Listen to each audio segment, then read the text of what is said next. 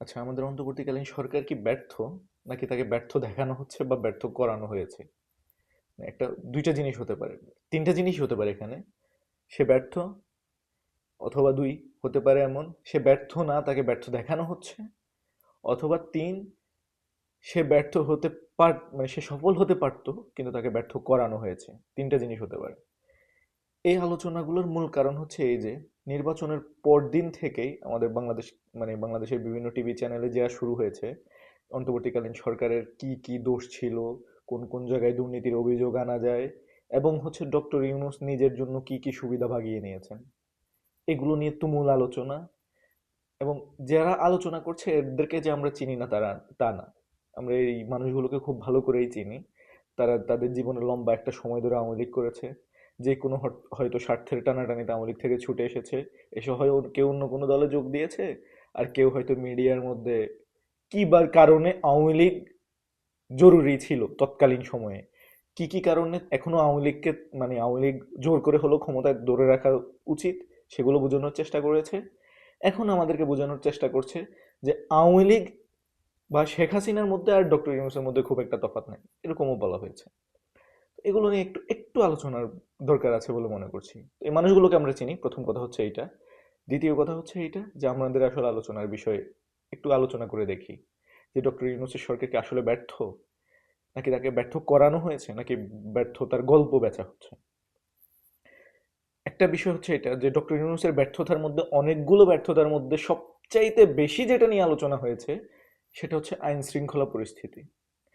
তো আইন শৃঙ্খলা পরিস্থিতি নিয়ে আমার একটা কোশ্চেন, বাংলাদেশের ইতিহাসের সবচাইতে বেশি ভালনারেবল আইন শৃঙ্খলা পরিস্থিতির জন্য কোন দিন, কোন দিনটা বাংলাদেশের আইন শৃঙ্খলা পরিস্থিতির জন্য ঐতিহাসিকভাবে একটা দিন থাকে যে এই দিন সবচাইতে বেশি হতাহতের ঘটনা ঘটবে, মৃত্যুর ঘটনা ঘটবে, বাংলাদেশে একটা নর্মাল হয়ে গেছে, সেদিনটা কি?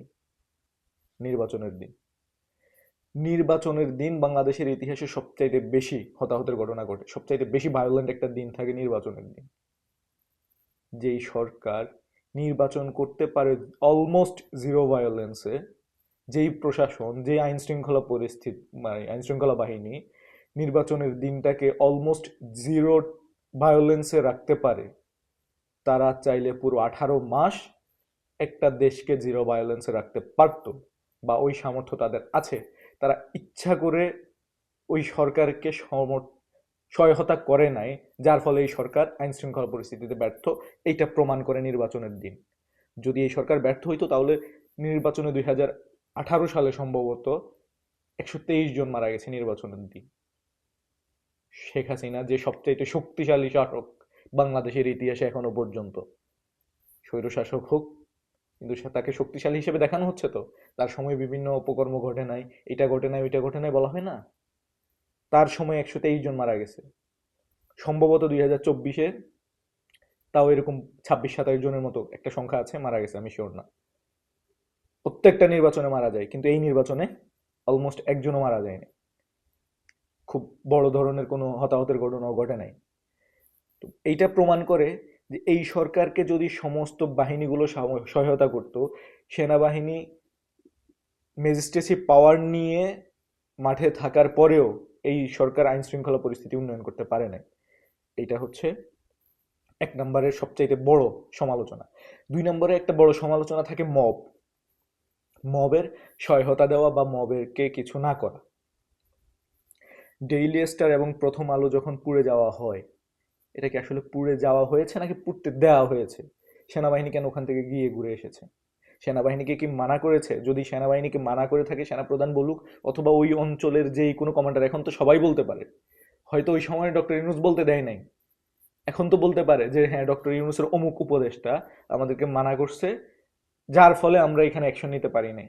নাকি এটাকে পুড়তে দেওয়া হয়েছে যাতে করে, মানে ডক্টর ইউনূসের অনেকগুলা ভুলের মধ্যে উনি কিছু সুবিধা নিয়েছেন সত্য, যেগুলো না নেওয়া একটা ভালো উদাহরণ তৈরি করতে পারতো, এটা উনি করেন নাই।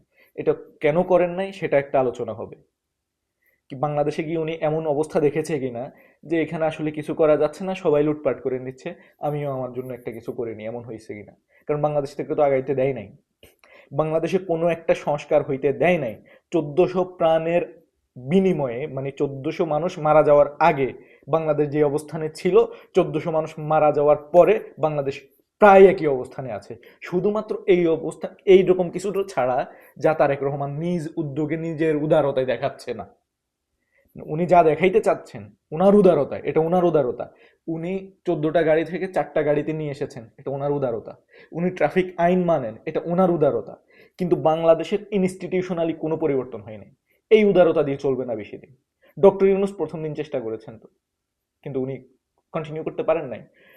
তারেক রহমানও পারবেন না, আমি কনফার্ম করে বলতেছি। উনি পারবেন না, উনি কিছুই চেঞ্জ করতে পারবেন না যতক্ষণ না ইনস্টিটিউশনালি কোনো কিছুর পরিবর্তন হয়। ডক্টর ইউনূস কি এরকম অবস্থা দেখেছে কিনা যে আমাদের ব্যুরোক্রেটরা, সিভিল ব্যুরোক্রেট হোক আর মিলিটারি ব্যুরোক্রেট হোক, আমাদের অন্যান্য প্রশাসনিক আমলাতান্ত্রিক যেই কোনো জায়গায় হোক, কেউ সাহায্য তো করছেই না, বরঞ্চ তারা নিজেদের এবং রাজনৈতিক দলগুলো সহ পুরনো নতুন সব রাজনৈতিক দল নিজেদের ভাগবাটোয়ারা বুঝে নিচ্ছে। যার ফলে হয়তো উনিও চিন্তা করছে যে আমারটাও আমি বুঝে নিই, আসছি যখন, পরে তো আমি এগুলো আর পাবো না, এটা দিয়ে আমি হয়তো মানুষকে অন্যভাবে সাহায্য করব। ভুল, উনি অন্যায় করেছেন, করেছেন। কিন্তু এখন যেটা দেখানো হয় যে মানে আওয়ামী লীগ সরকার, মানে শেখ হাসিনার সাথে ডক্টর ইউনূসের সাথে কোনো তফাতই নেই খুব একটা, এইরকম কথা এসে বলে আমাদের মিডিয়ার ব্যক্তিত্বরা। গতকালকে একজনকে দেখছিলাম, তিনি ডক্টর ইউনূসের কথাই সম্ভবত ইঙ্গিত করছিলেন, ওনার নাম এপিস্টিন ফাইলে 11 বার এসেছে। কোরআনে নমরুদের নাম বহুবার এসেছে, তাই বলে কি নমরুদ ভালো হয়ে গেছে? মানে ফেরাউনের নাম অনেকবার এসেছে, ফেরাউন ভালো হয়ে গেছে? কোনো একটা খারাপ ফাইলে থাকার নাম মানেই যে সে খারাপ, কোনো একটা ভালো জায়গায় তার নাম থাকা মানেই যে ভালো, এইটা না। এইটা যে যেই লোক বলছে সে যে বুঝে না এরকম না। সে নাকি বাংলাদেশের বিতর্কের জনক, সে নিজেকে দাবি করে অনেক সময়। সে যে এটা বুঝে না এটা না, ইচ্ছা করে মানুষকে একটা, কারণ বাংলাদেশের বেশিরভাগ মানুষ এফবিস্টিন ফাইল বলতে একটা খারাপ জিনিস এবং এখানে যা নাম আছে সব খারাপ, এভাবে একটা কনসেপশন তৈরি হয়েছে। বাংলাদেশে এগুলো নিয়ে খুব একটা আলোচনা হয় না। আর বাংলাদেশের মানুষের মানে আন্তর্জাতিক রাজনীতি নিয়ে খুব অনেক বেশি আগ্রহী আছে এটাও বলা যাবে না, কারণ আমরা নিজেদের রাজনীতিতে অনেক বেশি জর্জরিত। মানে ডেইলি স্টার এবং প্রথম আলো যে পুড়তে দেওয়া হয়েছে, এটার প্রমাণ হচ্ছে ওখান থেকে সেনাবাহিনী সরে যাওয়া। এবং ডক্টর ইউনূস আরও একটা ভুল করেছে কথায়, ওই কথাটা সবচাইতে বেশি ক্ষতি করেছে ডক্টর ইউনূসের। যখন ওনাকে, এটার একটা ব্যাকগ্রাউন্ড যদিও ছিল কিন্তু বাংলাদেশে এভাবেই উপস্থাপিত হয়েছে যে কিছু মানুষ তো এমনও আছে যারা বলে 5 বছর 10 বছর এবং 50 বছর পর্যন্ত আমাদেরকে চায়। ডক্টর ইউনূসের অনেকগুলো বড় ভুল কথার মধ্যে এইটা একটা। একটা ছিল মাহফুজ আলমকে পরিচয় করে দেওয়া যে মানে এই আন্দোলনের বা এই বিপ্লবের মাস্টার মাইন্ড, এরকম একটা কথা বলেছে। মেডিকিউলাসলি মেডিকিউলাসলি ডিজাইনড একটা আন্দোলন হয়েছে যার মাস্টার মাইন্ড মাহফুজ আলম, এইটা বলা ওনার আরেকটা বড় ভুল ছিল। এর মধ্যে একটা বড় ভুল, মানে এরকম অনেকগুলো বড় ভুলের মধ্যে একটা বড় ভুল হচ্ছে এইটা, এই কথা বলা যে কেউ কেউ আমাদেরকে 5, 10 অথবা 50 বছর পর্যন্ত চায়। এই কথার কারণে পুরনো যে রাজনৈতিক দলগুলো, বিএনপি থেকে জামাত থেকে শুরু করে অন্যান্যরা, এদের মধ্যে এবং আমাদের ব্যুরোক্রেসিতে একটা হয়তো ভয় ঢুকে গেছে যে ডক্টর ইউনূস হয়তো সরাসরি নির্বাচন দিবেন না। যার ফলে এমন কিছু ঘটনা ঘটতে দেওয়া হয়েছে যেগুলো ঘটার ফলে আন্তর্জাতিক এবং জাতীয় চাপ ওনার উপর অনেক বেশি ইন্টেন্সিফাই হবে এবং অনেক রাষ্ট্র ক্ষমতা ছেড়ে দিতে বাধ্য হবে। যদিও ওনার মনে, বেশিরভাগ মানুষ এখনো বলে ওনার মনে এই ধরনের কোনো চাহিদা ছিল না যে উনি লম্বা সময় ধরে ধরে রাখবে, বা ওনার মনে থাকতেও পারে। ক্ষমতা এমন এমন একটা জিনিস যেখানে গেলেই মানুষ চায় যে ওটার মধ্যে বসে থাকতে এবং ওইটা দিয়ে কিছু অন্যায্য সুবিধা, সুযোগ সুবিধা গ্রহণ করতে। একটা বিষয় হলো এইটা, ডক্টর ইউনূস এটা যখন বলেছেন তখন কিছু মানুষ চেয়েছে যে না, ওনাকে তো দ্রুত ফেল দেখাইতে হবে। যার ফলে, কারণ এর আগে অনেক কিছু ভালো কাজ হয়েছে বাংলাদেশে, ব্যাংক বলে কিছু ছিল না, সব লুটপাট করে নিয়ে যাওয়া হয়েছে, সেখানে কিছু সংস্কার হয়েছে, কিছু হয় নাই। বাংলাদেশের দ্রব্যমূল্য, সাধারণ মানুষের যেটা নাকানি চুবানি খাইতে হয় ডেইলি, সেটা নিয়ন্ত্রণে এসেছে। এগুলো যখন এসেছে তখন বাংলাদেশে কিছু মানুষ আসলেই বলেছে ঈদের বিভিন্ন জামায়াতে যে 5 বছর 5 বছর। এইটা যখন ডক্টর ইউনূসের মুখ থেকে বলা হয়েছে তখন আমাদের পুরনো রাজনৈতিক দল, মানে নতুন পুরনো সবাই রাজনৈতিক দলগুলো এবং হচ্ছে আমাদের আমলারা মনে করেছেন যে উনি লম্বা সময় থেকে যাবে, তবে ওনাকে যত দ্রুত এটার ব্যর্থতাও দেখাইতে হবে। ডেইলি স্টার প্রথম আলো পুড়তে দেওয়া হয়েছে, এটা পুড়তে দেওয়া হয়েছে। অ্যাকশন নেওয়া সম্ভব ছিল, ইচ্ছা করে নেয় নাই।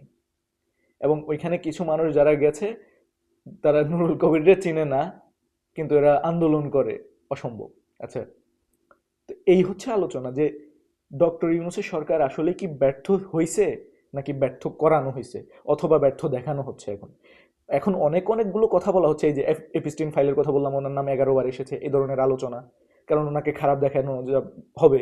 এবং কিছু কিছু ক্ষেত্রে বলা যে আমি শেখ হাসিনার মধ্যে, এরকমও অনেককে বলতে শুনি এখন, শেখ হাসিনার মধ্যে এবং ডক্টর ইউনূসের মধ্যে কোনো তফাৎ খুঁজে পাই না। That means Sheikh Hasina was much better, অথবা শেখ হাসিনা ডক্টর ইউনূসের মতোই। তো তো ডক্টর ইউনূসের দেখো, তাইলে ডক্টর ইউনূসের সময় 1400 মানুষ মারা যায় নাই, গুম খুন হয় নাই, শেখ হাসিনার সময় এগুলো হয় নাই। ডক্টর ইউনূসের সময় আয়নাঘর ভেঙে ফেলা হয়েছে, বরঞ্চ এগুলা বিভিন্ন আন্তর্জাতিক জাতীয় মিডিয়া দিয়ে আন্তর্জাতিক কোর্ট বসিয়ে এগুলোর বিচার করা হয়েছে। শেখ হাসিনা অনেকটা এরকমই ছিল হয়তো, কারণ আমরা ভুলে যাই শেখ হাসিনা কতটা জঘন্য ছিল, ওইটা আমরা ভুলে গেছি। এখন ডক্টর ইউনূসের মতো যদি বলা হয়, অ্যাটলিস্ট ওনার কিছু এবং ওনার কিছু ব্যর্থতা বলা হয়, তাহলে আমাদের মাথায় এরকম একটা চিত্র বসতে পারে যে ডক্টর ইউনূসের মতোই তো, উনি তো অত খারাপ না। তো ডক্টর ইউনূস যেহেতু অত বেশি খারাপ শাসন করেন নাই, কিছুটা হয়তো ব্যর্থতা আছে, শেখ হাসিনার এরকম কিছু ব্যর্থতা আছে, সে তো খারাপ কিছু করে নাই। এই ধরনের আলোচনা একটা আমাদেরকে সামনে আনানো হচ্ছে এবং বলা হচ্ছে ডক্টর ইউনূস সরকার, আমি এটা জোর দিয়ে বলতে পারবো। এবং মবের কথা বলা হয়েছে তৎকালীন সময়ে অনেক জায়গায়। মবটা যে জরুরি ছিল এটার একটা প্রমাণ হচ্ছে, মানে যখন আনসাররা মাঠে নেমে এসেছে, তাদেরকে কে থামিয়েছে? প্রশাসন দিয়ে থামানো হয়েছে নাকি মব গিয়ে থামিয়েছে? যখন পরদিনই প্রায় বিচার বিভাগ থেকে একটা প্রতি বিপ্লব করা হচ্ছে, তখন এটাকে মব দিয়ে থামানো হচ্ছে। পরবর্তী যে মব অনেকগুলো হয়েছে, সেগুলো আসলেই জরুরি ছিল না, এটা সত্য। কিন্তু একটা বিপ্লব পরবর্তী সময়ে বা একটা পরিবর্তন পরবর্তী সময়ে এমন কোনো মানুষ তো ওই জায়গায় ছিল না, না মিডিয়াতে না প্রশাসনে, এমন কোনো মানুষ তো ছিল না যারা খুব ভালোভাবে এই জিনিসটাকে গ্রহণ করেছে। তারা তো এমন মানুষ যারা হচ্ছে পূর্ববর্তী সময়ের সুবিধাপ্রাপ্ত। তারা ওই সময় রাজা ছিল, তাদের একদিনে তাদের সিংহাসন ধ্বংস হয়ে গিয়েছে, তারা কেউ চায় না এরা ভালো করুক। এমন জায়গা থেকে তাদের বিরোধিতা হয়তো করা হতো, যার ফলে কিছু মবের প্রয়োজন ছিল যে এই জায়গা থেকে, কারণ ডক্টর ইউনূস তো সরাইতে পারে নাই, এটা তো তার ব্যর্থতা ছিল। উনি মনে করেছেন না এরা মনে হয় এরাও ভালো হয়ে গেছে বা এরা ভালো হয়ে যাবে, এই ধরনের একটা চিন্তা হয়তো ওনার ছিল, যেটা ভুল। যে ওই মবগুলো যদি গিয়ে ওই ওই জায়গা থেকে ওই মানুষগুলোকে না সরাইতো, বা যে বিশাল পরিমাণে যে সরাইতে পারে নাই, এটার অবস্থাতে, এটার বাস্তবতা তো এখন আমরা দেখছি কোনো পরিবর্তনই হয় নাই। 1400 মানুষ মরার আগে যে অবস্থা ছিল বাংলাদেশে, 1400 মানুষ শাহাদাতের পরেও আজকে একই অবস্থায় আমরা আছি। এখনো আমাদেরকে বিএনপির দয়া দাক্ষিণ্যতায় তাকিয়ে থাকতে হয় যে বাংলাদেশে আসলে কোনো পরিবর্তন ঘটবে কি ঘটবে না। যেই সংবিধান দিয়ে শেখ হাসিনা হয়েছে, ওই সংবিধান দিয়ে আওয়ামী লীগ থেকে যায়, বিএনপি এখন থেকে যেতে চাচ্ছে। বিএনপি এখন নতুন একটা হয়তো ফ্যাসিজম তৈরি করতে চাইবে। ওরা পুরোপুরি না করলে ওরা ভিন্নভাবে করবে, কারণ বাংলাদেশে তো এরকম যে ইতিহাস থেকে কেউ শিক্ষা নেয় না, এটা নাকি ইতিহাসের সবচাইতে বড় শিক্ষা। কিন্তু না, বাংলাদেশের ক্ষেত্রে বা পৃথিবীর বিভিন্ন ক্ষেত্রে ইতিহাস পুরোপুরি নিজেকে ওই একইভাবে রিপিট করে না, অন্যভাবে করে। সে মনে করে যে ও এই এই সমস্যাগুলো করেছে, ভুলগুলো করেছে, আমি এগুলো থেকে শিখবো, আমি ওই ভুলগুলো করবো না। বিএনপি এখন এইভাবে ভাবতে পারে। আর মানে স্বৈরাচার একদিনে গড়ে ওঠে না। স্বৈরাচারের প্রথম কিছু লক্ষণ বাংলাদেশে অলরেডি দেখা যাচ্ছে, যে মেরুদণ্ডহীন মানুষ নিয়োগ দেয়া বা রাখা আশেপাশে, এটা স্বৈরাচারের প্রধান এবং প্রথম লক্ষণ। এইটার একটা লক্ষণ হচ্ছে আমাদের রাষ্ট্রপতিকে রেখে দেওয়া, এটা অন্য আলোচনা। তো আমরা আবারও আসি এই জায়গায় যে মবের যে বিষয়গুলো, মব কি এখন হয় নাই? বাংলাদেশ ব্যাংকে মব হয় নাই? দুর্নীতি দমন কমিশন ওই মবের ভয়ে তারা কমিশনের সব সদস্য সরে যায় নাই? আরেকটা হচ্ছে যে বিভিন্ন যে মানে আইন শৃঙ্খলার আরো পরিস্থিতি নিয়ন্ত্রণ করতে না পারা। অন্তর্বর্তীকালীন সরকারের সময়ে এমন কি ঘটনা ঘটেছে যা বিএনপি সরকারের এই 2 সপ্তাহের মধ্যে ঘটে নাই? দর্শন, গণদর্শন, হত্যা, কোনটা ঘটে নাই? এমন কোনো ঘটনা কি আছে যেটা ঘটে নাই এখনো পর্যন্ত?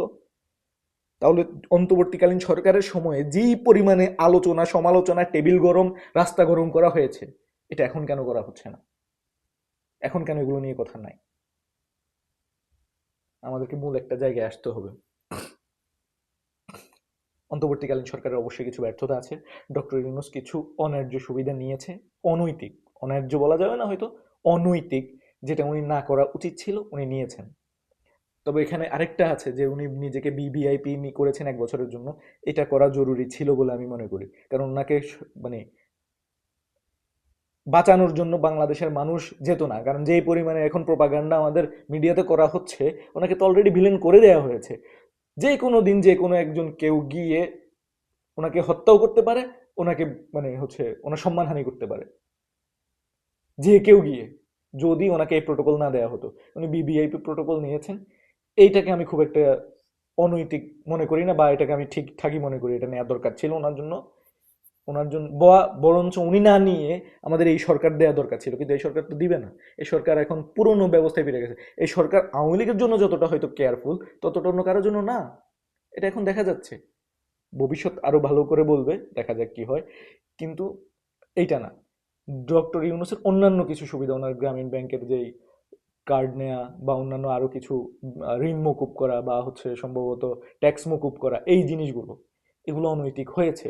এটা অন্য কোনো সরকার যদি ওনাকে করে দিতেন, উনি দেশের জন্য কিছু করেছেন এই খাতিরে যদি করতেন, যদি বাংলাদেশে কেউ মনে করে না, মানে বা মনে করতে দেওয়া হয় না যে উনি দেশের জন্য কিছু করেছেন, তো এগুলো যদি কেউ করতো, অন্য কেউ করতো, সেটা ওনার জন্য ভালো হতো। উনি নিজে করা এটা উচিত হয় নাই, অনেক কিছু ওনার উচিত হয় নাই, অনেক কিছুতে ওনার ব্যর্থতা আছে। উনি আইন শৃঙ্খলা পরিস্থিতি বা হচ্ছে উনি প্রথমেই প্রশাসনিক ব্যবস্থায় যে পরিমাণে রদবদল আনতে পারতেন, বা প্রশাসনিক থেকে যাদের অপরাধী তাদেরকে বের করে দিয়ে ভালো লোক বসাইতে পারতেন, বা হচ্ছে ওনার মন্ত্রিসভায় যে পরিবর্তন এগুলো করতে পারতেন, সেটা করে নাই। অনেক ব্যর্থতা আছে, কিন্তু এই ব্যর্থতার মানে এই নয় যে শেখ হাসিনা আর ডক্টর ইউনূসের মধ্যে কোনো তফাৎ পাওয়া যাবে না, বা আওয়ামী লীগ সরকার আর অন্তর্বর্তীকালীন সরকারের মধ্যে কোনো তফাৎ পাওয়া যাবে না, বা যেই কোনোভাবে যতটুক না ব্যর্থ তার চাইতে বেশি বলা হবে, বা ওই সময়ে যে ব্যর্থতার গল্পগুলো বা যেটার জন্য আমরা চাপ দিয়েছি, এটা এই সময়ে এসে না দেওয়া। এই সময়ে এসে এমন কোনো অপকর্ম নাই, এমন কোনো অপরাধ নাই যেটা ঘটে নাই, যেটা ঘটছে অন্তর্বর্তীকালীন সরকারের সময়ে। এটা আমাদেরকে মাথায় রাখতে হবে যে যেই গল্পগুলো এখন বলা হচ্ছে, এটা আমাদের জন্য ভালো না। কারণ অন্তর্বর্তীকালীন সরকারের পুরোপুরি আওয়ামী লীগের সাথে মিলাই ফেলা মানে এইটা যে অলমোস্ট প্রায় কাছাকাছি, যেহেতু আমাদেরটা খুব রিসেন্ট একটা মনে থাকবে মাথায়, যে হচ্ছে হ্যাঁ অন্তর্বর্তীকালীন সরকারের কিছু ব্যর্থতা আছে, কিছু কাজ ভালো করার চেষ্টা করেছে। তো ওরা যদি আওয়ামী লীগের মতোই হয় এটা, তাহলে আওয়ামী লীগের সময়ের গুম খুন নাই, আওয়ামী লীগের সময় মিথ্যা মামলা নাই, আওয়ামী লীগের সময়ের আয়নাঘর নাই। এটা আমাদেরকে মনে রাখতে হবে। আসলেই কি সেম কিনা, অন্তর্বর্তীকালীন আসলেই কি সরকার ব্যর্থ, তাকে ব্যর্থ করা হয়েছে সিভিল প্রশাসন দিয়ে, মিলিটারি প্রশাসন দিয়ে, নাকি ব্যর্থ যতটুক না হয়েছে তার চাইতে বেশি এখন গল্প করে বলা হচ্ছে?